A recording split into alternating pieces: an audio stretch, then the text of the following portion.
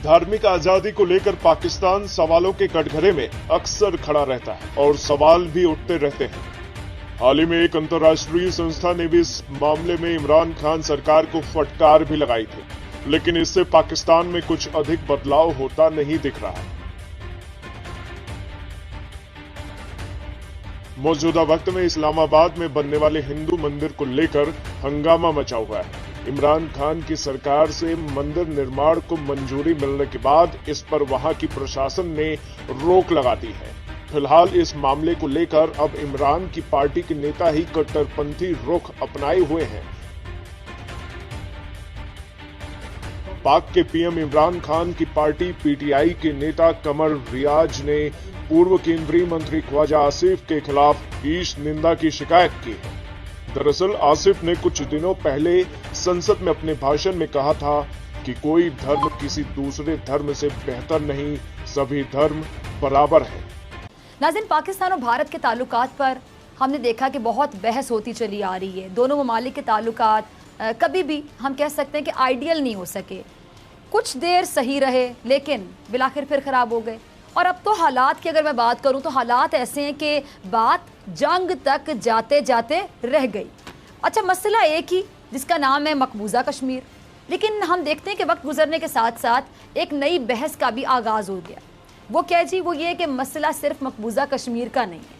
मसला, अब ज़रा गौर से सुनिएगा, मसला सिर्फ मकबूजा कश्मीर का नहीं है, मसला अब मुसलमानों का है।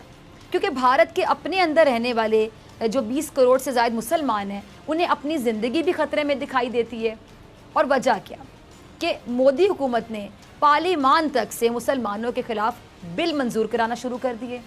बजरंग दल, आरएसएस, इस तरह की कई इंतहा पसंद तंजीमों को सरकारी तौर पर ये इजाज़त मिल गई कि मुसलमानों के अमलाक को जलाओ, उनको मारो, उनके साथ जुल्म करो, जबर करो। और अफसोस के साथ कहूँगी यहाँ तक कि जुल्म और जबर की हर हद पार कर दो अगर कर सकते हो। इसके बावजूद भारत अपनी सरहदी हदूद के अंदर भी और सरहदी हदूद से बाहर भी नफ़रत अंगेज़ी और इश्तियाल अंगेज़ी से बाज नहीं आता। अब ये जो रवैया है भारत का, ये जो एटीट्यूड है, ये रवैया खित्ते के लिए यकीनन ख़तरनाक है। किस हद तक ख़तरनाक है? और ख़ुद भारत के अंदर मुसलमान मोदी हुकूमत के इस इंतहा पसंदाना रवैये से किस हद तक परेशान है, इस पर बात करने के लिए जिन मेहमानों को मैंने आज प्रोग्राम में दावत दी है। ने जो बात की है ये तो हमें पहले भी इसके हम सुनते आ रहे हैं, लेकिन अब तो इंतहा हो गई है इंडिया में। खासतौर पर के मोदी के आने के बाद तो देखिए मुसलमानों की जो प्रोसिक्यूशन है वो तो आप इंतहा को भी क्रॉस कर दी है।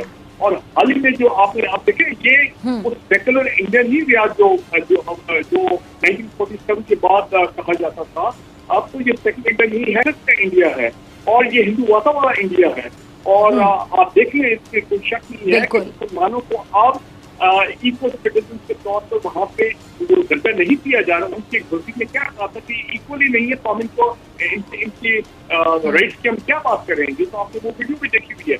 लेकिन मसला ये है कि अब मुसलमानों को जो 22 करोड़ मुसलमान हैं इंडिया के अंदर, अब वो भी इस बात पे मजबूर हो गए सोचने पे कि जो कायद-ए-आज़म मोहम्मद अली जिन्ना ने 1947 में जो तहरीक आज़ादी की, फ्रीडम मूवमेंट की, इसने कहा था कि डिफरेंट नेशन, जिसकी वजह से पाकिस्तान वजूद में आया।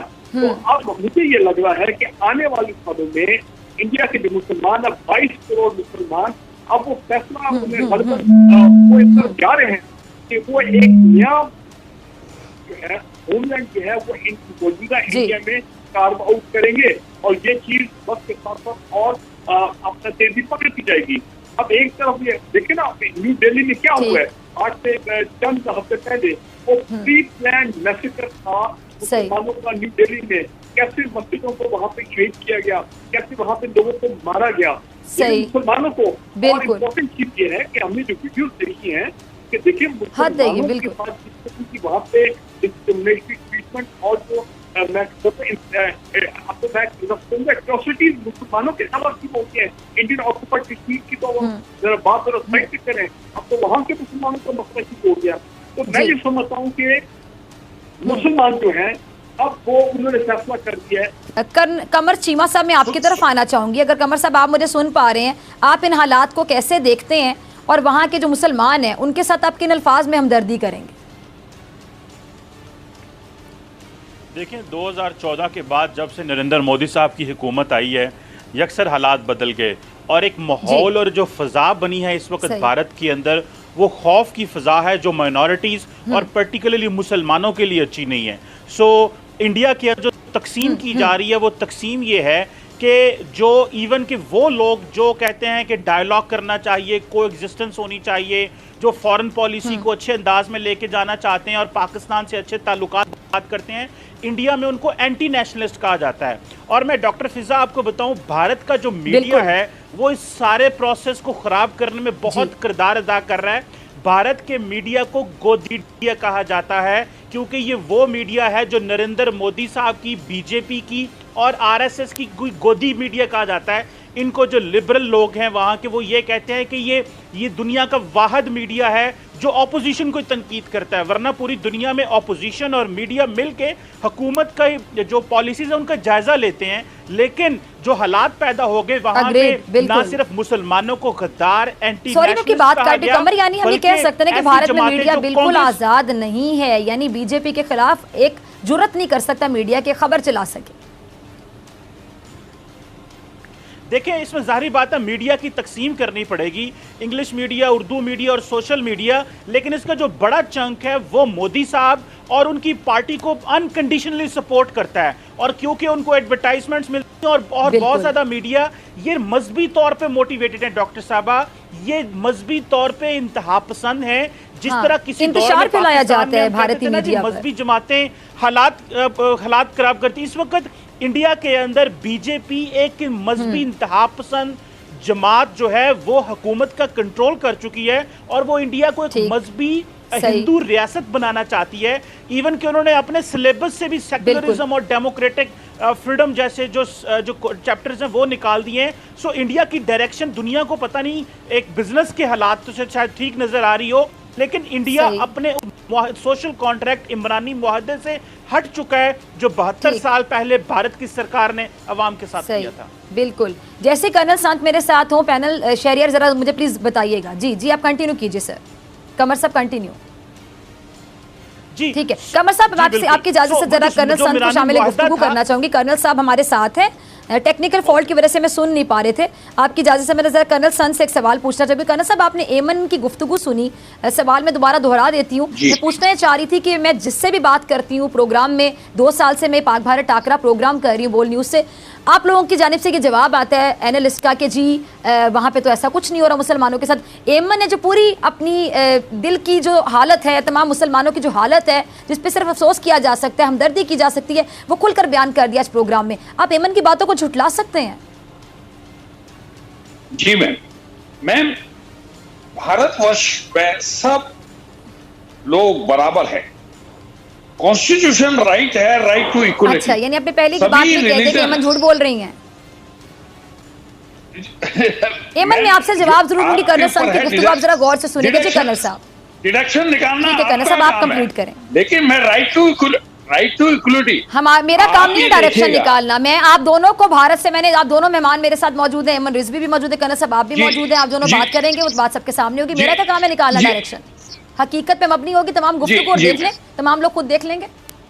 जी मैम, आप ये देखिएगा जो अभी मैडम ने बताया था CAA के लिए भी, आप ये देखिए किसी भी हमारे मुस्लिम भाइयों की किसी की कोई नागरिकता गई क्या? मैं क्वेश्चन पूछना चाहता हूँ। आप ये एक भी आदमी की कोई नागरिकता मुझे बता दें कि जो CAA जो एक्ट आया, सिटीजन अमेंडमेंट एक्ट आया, क्या किसी की नागरिकता गई? मैं सबसे पहले विनम्रता से प्रश्न करना चाहता हूँ। नंबर 2, कुछ लोग, अच्छा जी मैं, कुछ लोग इसके खिलाफ में। अच्छा, ये जरा बहुत मुश्किल हिंदी के अल्फाज प्लीज जरा कम यूज कीजिएगा। आपको पता ही, आपको बहुत ज्यादा उर्दू नहीं आती, हम ज्यादा हिंदी नहीं समझ पाते, तो कुछ जरा आसान लैंग्वेज में बात जरा कीजिएगा, सबको समझ आ सके। वर्किंग लैंग्वेज है जी, मैं आप लोगों से बहुत ज्यादा उर्दू नहीं बोलती क्योंकि आप लोग उसको समझ नहीं पाएंगे, प्लीज जरा। जी हाँ, यस मैम। तो मैं ये कहना चाहता हूँ कि हमारे देश के अंदर जितने भी राइट टू इक्वलिटी है और सबको बराबर अधिकार है, जिन लोगों को CAA, जिनको जो मुस्लिम भाइयों को कुछ लोग गए और कोई मुस्लिम भाई के अलावा भी कोई लोग गए हुए सुप्रीम कोर्ट, ऐसा कुछ नहीं है, ये पूरा मीडिया में आया हुआ है कि कुछ लोग गए। तो मैं ये इस बात से ये कहना चाहता हूँ कि हमारे देश की जो पॉलिसीज है वो बड़ी ओपन है। और मैडम मैं ये बताना चाहता हूँ, हमारे जो है कलाम साहब राष्ट्रपति रहे हैं, वाइस प्रेसिडेंट रहे हैं, अंसारी साहब रहे हैं, और हमारे ब्यूरोक्रेट्स डिफेंस फोर्सेस में इतने बड़े सीनियर ऑफिसर रहे हैं। तो हमारे यहाँ तो हमारे मुस्लिम भाई अपने भाई है, उनकी देशभक्ति बहुत है। आप अब्दुल हमीद जी को देखिएगा। आप देखिए, आप ये जो बात कह रहे हैं ठीक है, आप किसी हद तक ठीक कह रहे होंगे, लेकिन अभी बीजेपी की गवर्नमेंट जब से भारत में है, नरेंद्र मोदी साहब जब से आपके प्राइम मिनिस्टर हैं, तब से जो मामलात हैं मुसलमानों के साथ, क्या वो ऐसे हैं जैसे आप बता रहे हैं? जी मैं नहीं मान सकता इस बात को। मेरे जहां मैं रहता हूं, मैं गुड़गांव में रहता हूं, मेवात हमारे नजदीक है। और मैं एक चीज और भी जानना चाहता हूं, जो आपके माध्यम से बताना चाहता हूं। जब बाबर साहब आए थे, जब लड़ाई बैटल ऑफ कनवा की थी, मेवाती हसन साहब थे, उन्होंने कहा देखो मेरा रिलीजन अलग है लेकिन देशभक्ति मेरी है। मैं एक बात बनाना चाहता हूं, हिंदू मुस्लिम एक रिलीजन की पद्धति है लेकिन हम लोग एक है। आप इस बात पे गौर कीजिएगा, सिर्फ एक पूजा का जो वर्शिप करने का तरीका है वही तो बदला है। अंदर बनने का विरोध करने वाले वही लोग हैं जो देश के संस्थापक मोहम्मद अली जिन्ना को भी काफिरे आजम कहते हैं। अल्पसंख्यकों के अधिकारों की रक्षा करना इस्लामिक परंपरा है। शिकायतकर्ता कमर रियाज ने इस मामले में नोरवाल जिले के जफरवाल थाने में शिकायत करते हुए कहा कि पूर्व मंत्री आसिफ ने अपने भाषण में सभी धर्मों को संविधान के तहत बराबर बताया है। ये ईश निंदा का मामला है और शरिया कानून के खिलाफ है। इससे मुसलमानों की धार्मिक भावनाओं को ठेस पहुंची है। हालांकि जफरवाल थाने के एसएचओ ने बताया कि घटना इस्लामाबाद में हुई और ये उनके कार्य क्षेत्र में नहीं आता है। उन्होंने शिकायत दर्ज नहीं की है। शिकायत के बारे में इस्लामाबाद पुलिस को सूचना दी गई है। उधर शिकायतकर्ता ने कहा कि पुलिस मामला दर्ज नहीं करेगी तो वे अदालत जाएंगे। ये तो शिकायतकर्ता की मर्जी है कि वो कहां जाएगा, लेकिन धर्म के नाम पर लोगों को ठिकाने लगाने की ये परंपरा शर्मनाक है।